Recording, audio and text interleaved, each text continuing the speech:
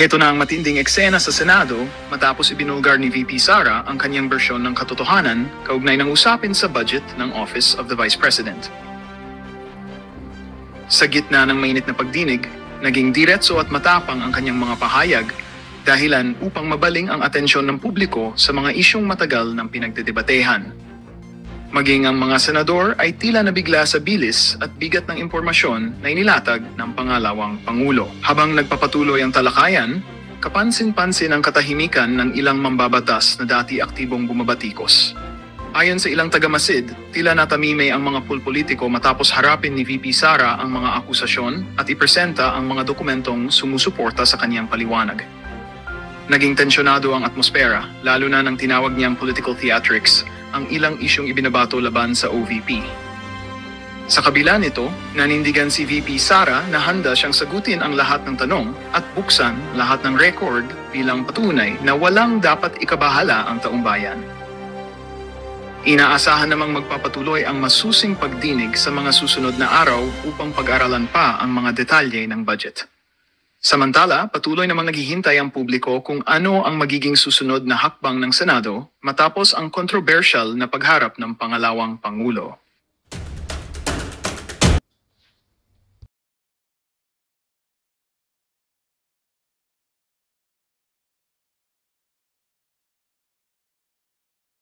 Yun.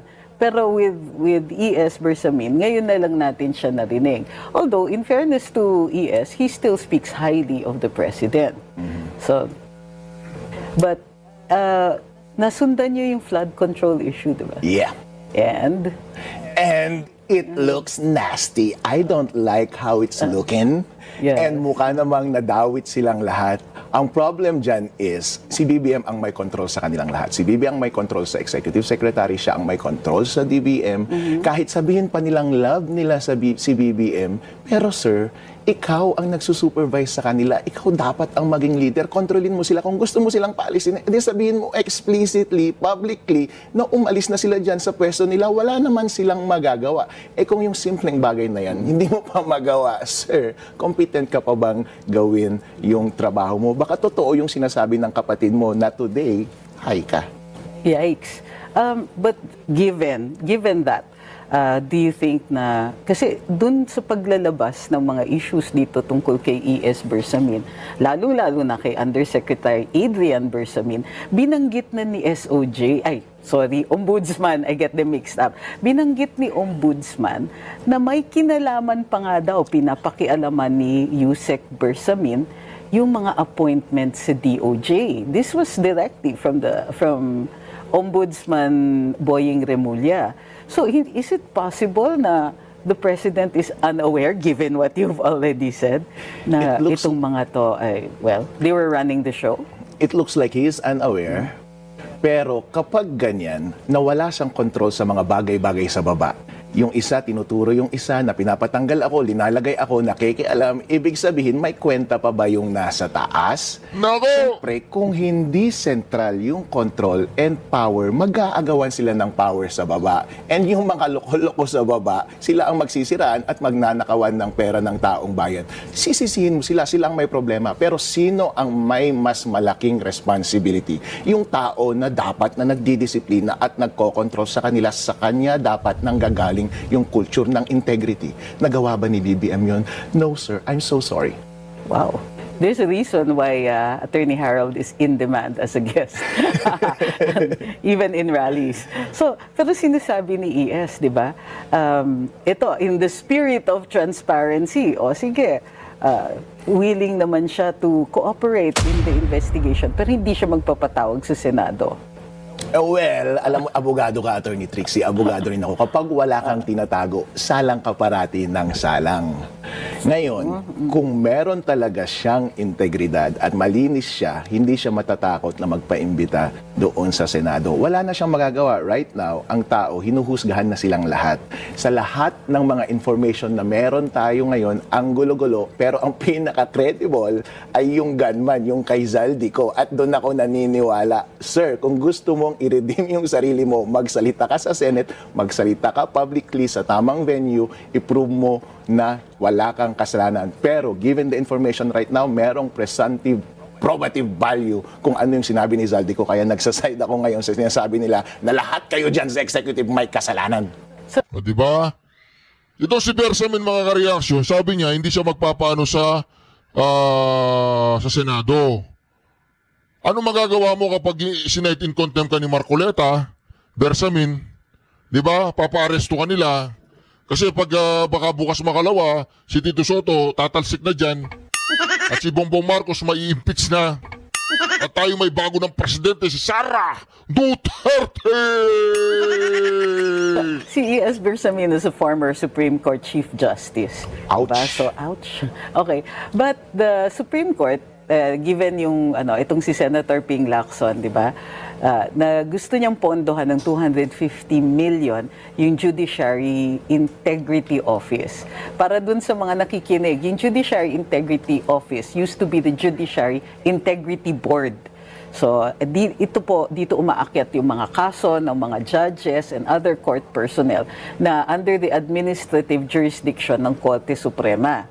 So, ngayon, nag-reorganize ang Supreme Court para mas mabilis at saka mas maayos yung responses. At para mas mabilis, hindi na siya board. Office na siya, tapos may Judiciary Integrity Officer. So, given na, what do you think of Senator Ping Lacson's, Senator Ping, sinasabi mo ba implicitly na walang integrity si Justice Bersamin kaya gusto mong improve yung Judicial Integrity Board? So kasi, kung sinasabi niya na kailangan natin mas ayusin yung pagdidisiplina ng mga justice at mga judge, parang sinasabi niya na nagkamali si Mr. Bersamin. Aray. So, akala niya pinagtatanggol niya si Mr. Bersamin o si BBM, implied yun, sir, na sinasabi mo na mahina talaga ang sistema natin sa ating gobyerno sa pagpili ng maayos na mga judge and justices. But do you think the reorganized JIO will be effective? Kasi sa totoo lang, kailangan natin ng ng trust sa ating hudikatura. Right now, it's the last man surviving yata. Within the three branches, between the three branches of government, so far the judiciary has maintained its integrity.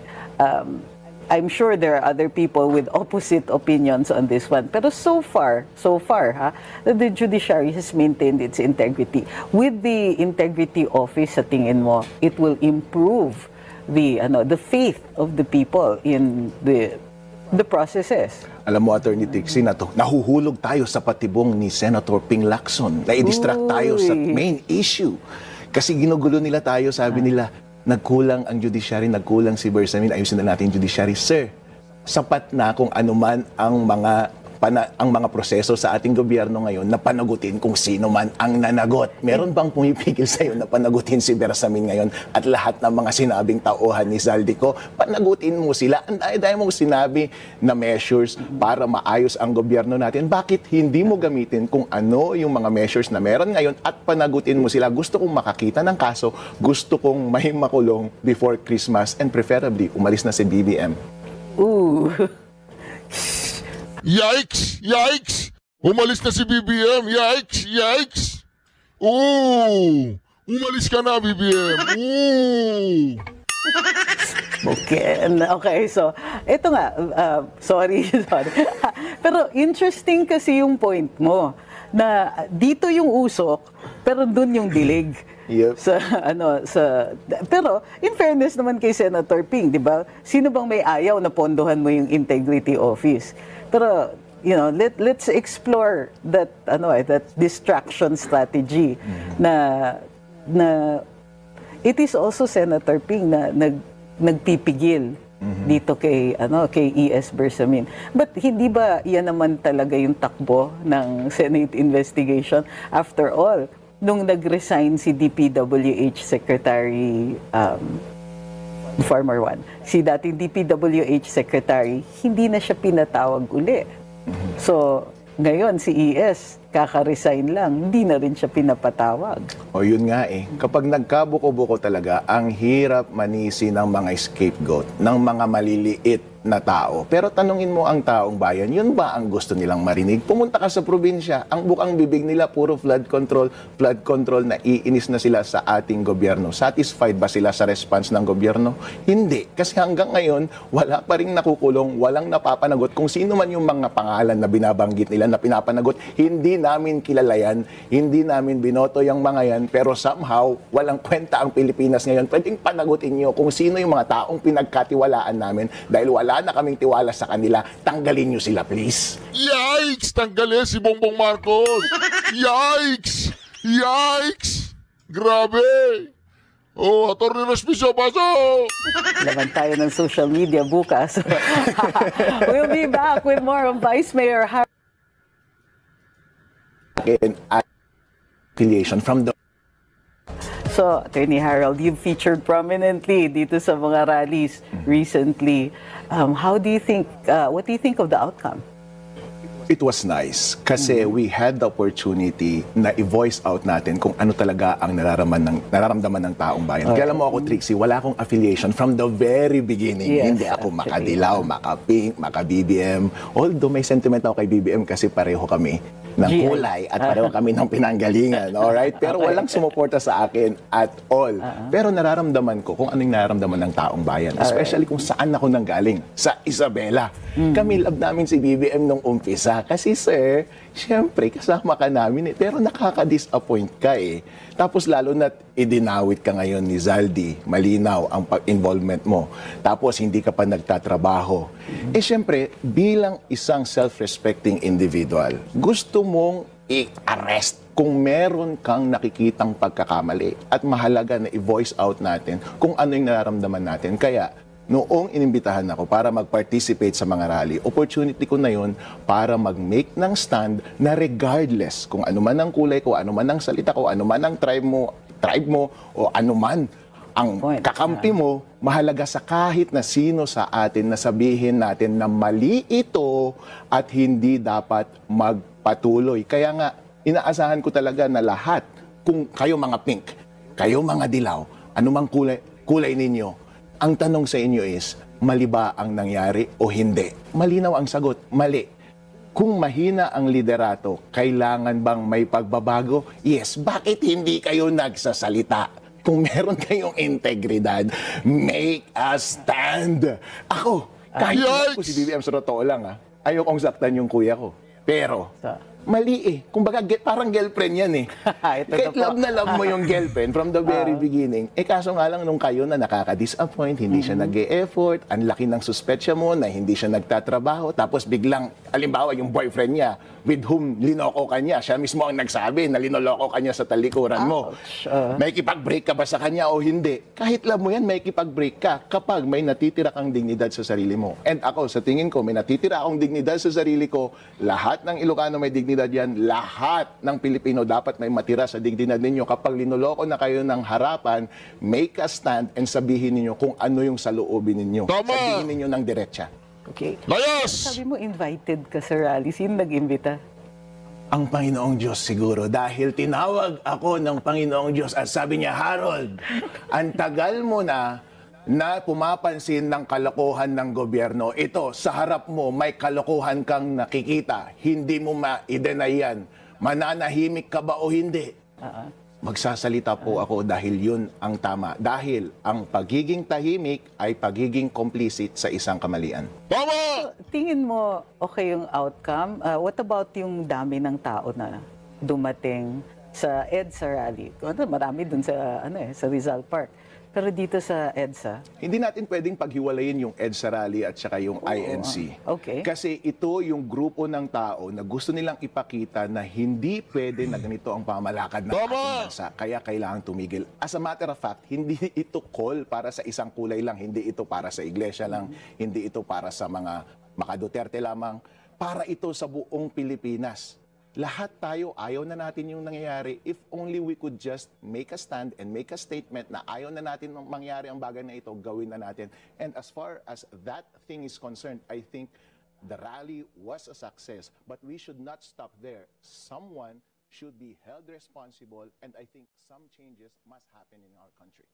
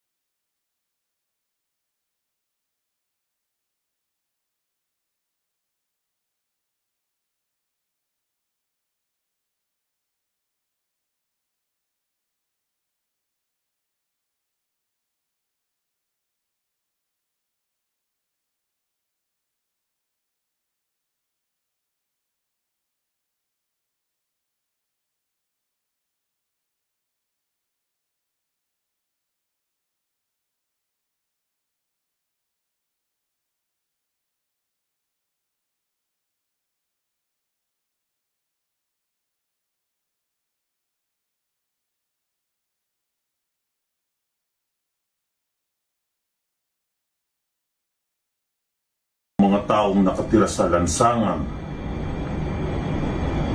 Sila po ang mga sumisigaw ng hustisya, katarungan. Iyan pa ang kapalit ng pagbili ng mga kotse na mamahalin, ang pagkain sa mga mamahaling hotel, ang pagtapo ng pera sa mga kasino. Dapat po ang buhay ng bawat mamamayan na naghirap dahil sa korupsyon ay sagutin ng bawat mga mambabatas, mga kawani ng DPWH, lahat po ng involved sa mga itong proyekto na dapat ay nakakatulong sa tao, yung pala ay hindi man lamang po makikita ang anino ng mga proyektong ito. Ito po ang inyong kasalanang malaki sa ating bayan. Sana po ay makonsyensya po kayo lahat. Sigaw ng bayan, katarungan, hustisya para sa mga taong kinitil ng korupsyon ng mga taong ito. Maraming salamat po. Ako, mga ka-reaction. Na-shock po ako doon, mga ka-reaction. Na-shock po ako sa doktor na yun. Grabe, wala pa talaga silang mga kaluluwa, mga tao na ito, pati po yung healthcare system natin, ninanakawan. Ito, pakinggan po natin ang tagapagsinungaling ng Malacanang. Dito po, nabutata po siya dito, ha. Maaari na po akong tumanggap ng inyong mga katanungan. First question, Eugene Fernandez, IBC 13. Ako, mga ka-reaction.